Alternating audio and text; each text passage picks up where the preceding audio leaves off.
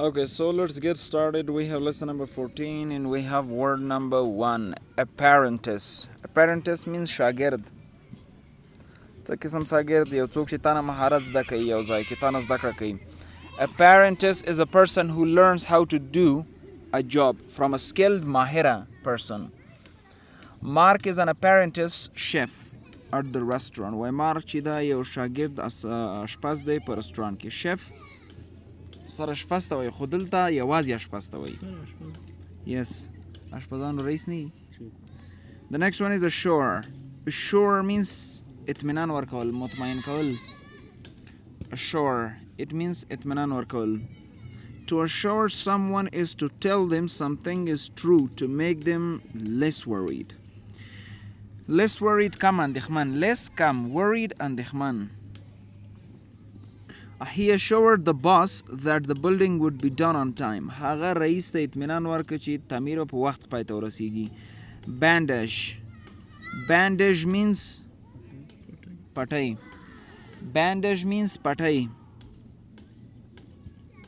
A bandage is a piece of cloth used to stop bleeding. وای bandage چې د یو ټوټه د کالو یا د تکیې ده چې استفاده کېږي تر څو وینه کول بند کړي. Bleeding وینه کول. If you cut yourself کزان دی پریکه کټ که please get a bandage from the first aid kit. لطفاً یو پټۍ راواخلئ د اولیه مرستو بکس څخه. Bleed. Bleed means وینې کېدل یا وینه کول. No. Injure. Wound. To bleed is to lose blood. The bleed څخه مطلب دا ده چې وینه له لاسه ورکړو. If you are not careful که تاسې به احتیاطه نه شئ you will cut your finger and bleed. تاسې به خپله ګوته پرې کوئ او وینه به وکړي. Bound. Bound means ملګرتیا کول، اړیکه جوړول. Write both. دواړه ولیکئ. Bound. Bond means ملګرتیا کول، اړیکه جوړول. To bond with someone is to become friends with them. The women bonded after several hours of conversation. وای دا ښځې ملګرې شوې وروسته د څو ساعته د محاورې څخه. The next one we have is chef. Chef means سراشپز او اشپز دواړه ولیکئ. یوازې اشپز ته هم یوز کیږي. Chef. A chef is a person who cooks in a restaurant. Tom is a chef at the restaurant near my house. وای ټام چې دا یو شیف د رستورانت سره زما د کور سره نږدې. Crown. Crown means تاج. Crown. تاج. A crown is the hat worn by a king or queen. وای crown چې هغه خولۍ ده چې اچول شوی اوسیږي یا غوڅل شوی په وسیله د یو پاچا یا د یو ملکې. The crown is made of gold. وای تاج چې دا د سرو زرو څخه جوړ ده. Departure. Departure means حرکت. A departure is the act of leaving a place. They were excited. هغوی خوشحاله وو about their departure back home. دوی د حرکت په اړه بیرته کور ته. The next one we have is diligent. Diligent means زیارکښ. زحمتکش. If someone is diligent, they work hard and are careful. وای که څوک زحمتکش اوسي مطلب دا هغوی ډیر زحمت وباسي او با احتیاطه وي. Craig has always been a very diligent person at work. وای Craig همیشه یو ډیر زحمتکش شخص دی په کار کې. Emperor. Emperor means امپراتور. Emperor means امپراتور. An emperor is the leader of a group of countries. وای امپرر یا امپراتور چې دا هغه رهبر دی یو ډلې د هیوادونو ده. محترمه څه وایي؟ The emperor of Julius Caesar was in control of ancient Rome. وای هغه امپراتور د جولیس کیسس چې و په کنټرول د تاریخي روم کې و یا تاریخي روم یې کنټرولولو. جولیس کیسس دا چې د کوم قوم د پوه شوې که زما نه پوښتنه وکړي څوک دی I don't know. Fiber. Fiber means تار. Yeah.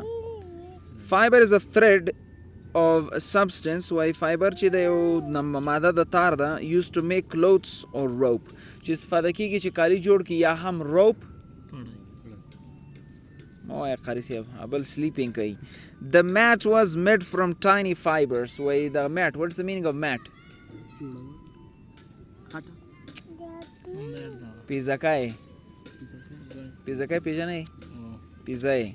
چې نه پیژنې ستاسې خدای پوهې کړي زه اوس څه وکړم پپوزی دی ورته وایي څه شی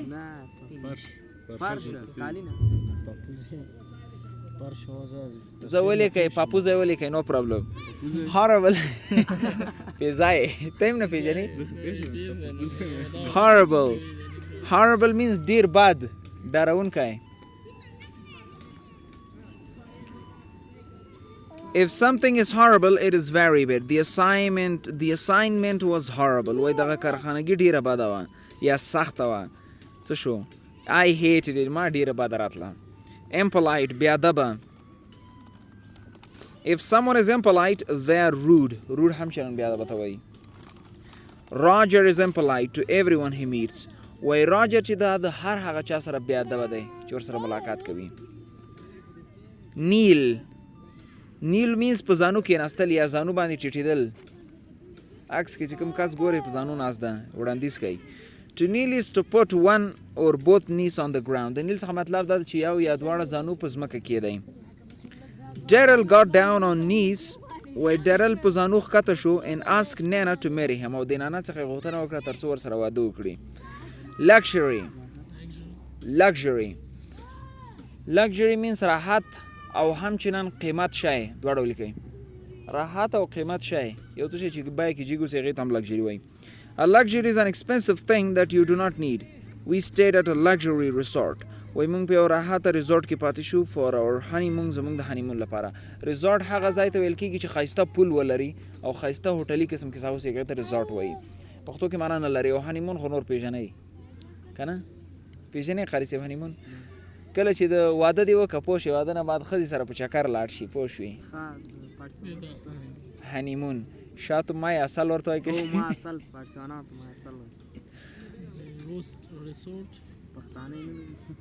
قاري صاحب شي وکړم ریسورټ یو لوکس ځای ته وایي او که تشریح غواړې ریسورټ هغه ځای ته ویل کېږي چې ښایسته پل ولري ښه دلچسپه ساحه وي ښه منظره ولري پوه شوې هغې ته ریزورټ هلې محترمه ښه The next one we have is massive.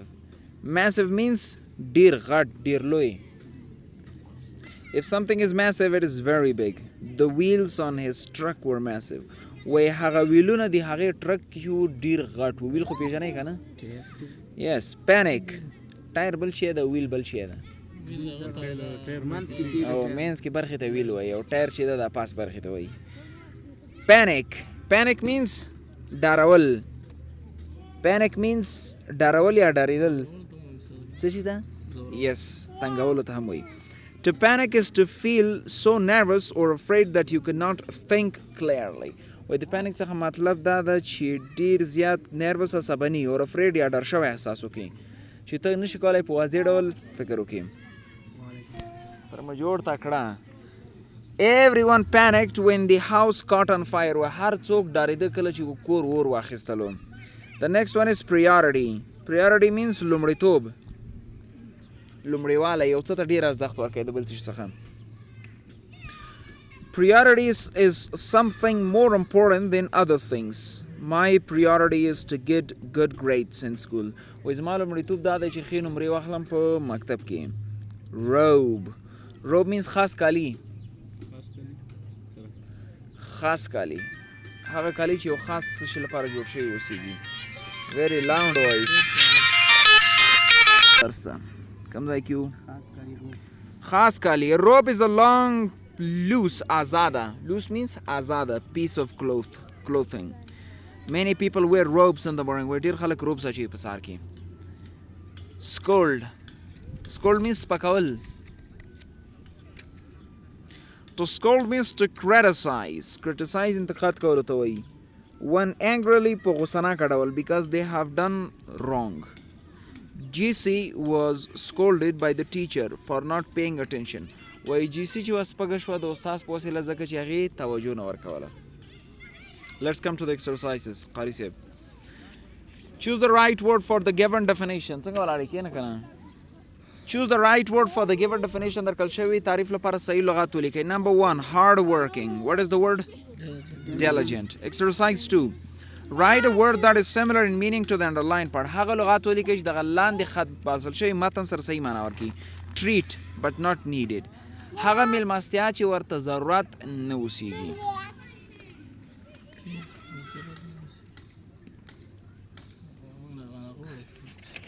Let's check back. Check the word, which one is fitting this one.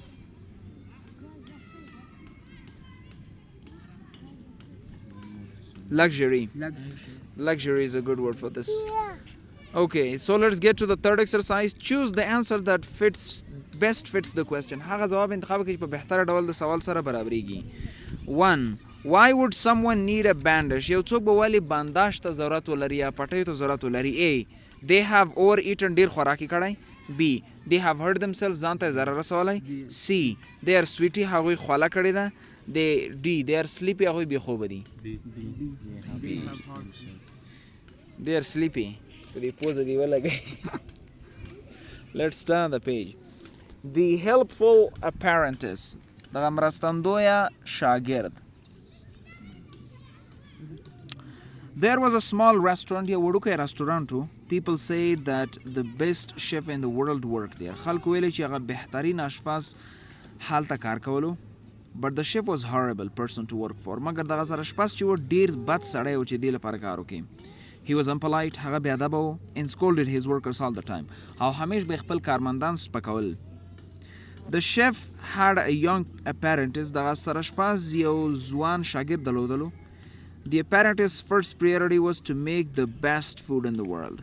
دغه د شاګرد لومړیتوب دا و چې بهترین خواړه جوړ کړي په نړۍ کې. He was happy to have a good teacher. هغه خوشحاله و چې یو ښه استاد ولري.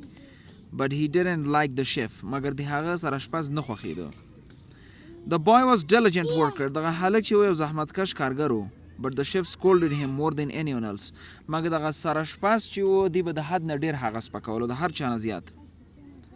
Then one day بیا یو ورځ the chef got great news. دغه سراشپز ښه خبر لاسته راوړ. The emperor wanted to have dinner there. دغه امپراتور غوښتل چې هلته ډوډۍ وخوري د شپې. That night هغه شپه he was very excited. هغه ډیر خوشحاله و. He was working very fast. هغه ډیر تیز کار کولو. And he made a mistake. او هغه یو غلطي وکړه. He cut his hand with a knife. هغه خپل لاس د یو چاقو سره پرې کړ and started to bleed. او وینې بایل کول شروع کړل. The apprentice gave him a bandage. دغه شاګرد هغې ته یو پټۍ ورکړه. But the chef still couldn't work. مګر د سراشپز تر اوسه پورې کار نشو کولی. The chef started to panic. دغه سراشپز ډار پیل کړ یا وډارېده. The apprentice tried to assure him. دغه شاګرد هڅه وکړه چې هغه مطمئنه کړي. Everything will be okay. چې هر څه به ښه اوسېږي. He said هغه وویلې. But the chef was still afraid. مګر دغه سراشپز تر اوسه پورې ډار شوی و. Then they started to work together. بیا دوی یو ځای کار پیل کول شروع کړل. They began to bond. هغوی یو ځای ملګرتیا یا اړیکه جوړول پیل کړل. The chef told the apprentice what to do. دغه سراشپز د شاګرد ته ویل چې څه باید وکړي. The boy cooked a great meal. دغه هلک یو بهتره ډوډۍ پخه کړله. As soon as they finished, څنګه چې دوی ختم کړ, the emperor arrived. امپراتور راورسېده. He wore a beautiful robe made of soft fibers. هغه یو ښایسته خاص کالي اچولی و چې د نرمو کتارونو څخه جوړ و. He also had a massive crown. هغې هم چنان یو غټ تاج درلوده. Everyone in the restaurant kneeled when the emperor came in. هر څوک په دغه رستوران کې په زانو کېناستل یا ټیټ شول کله چې امپراتور را داخل شو. The chef and the boy brought out his food. دغه سراشپز او هلک د هغوی ډوډۍ راوړله. The emperor was used to luxuries. دغه امپراتور د راحت سره اشنا شوی و. Would he like the food? آیا هغه به خواړه خوښ کړي؟ The emperor loved the food. دغه امپراتور خواړه ډیر خوښ شول. After his departure وروسته د هغې د حرکت څخه the chef was very proud and was very thankful to his new friend, the apprentice. دغه سراشپز ډیر افتخار کول او ډیر منندوی و د خپل نوي ملګري شاګرد څخه. So the exercises must be done by yourself and we are done with it, right?